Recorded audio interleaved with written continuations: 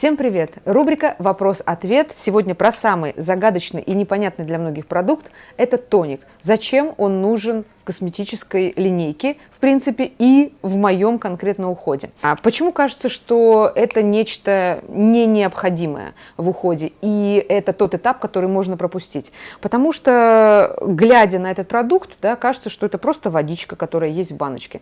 На самом деле тоник – это такой же необходимый продукт, как и все остальные в комплексном уходе.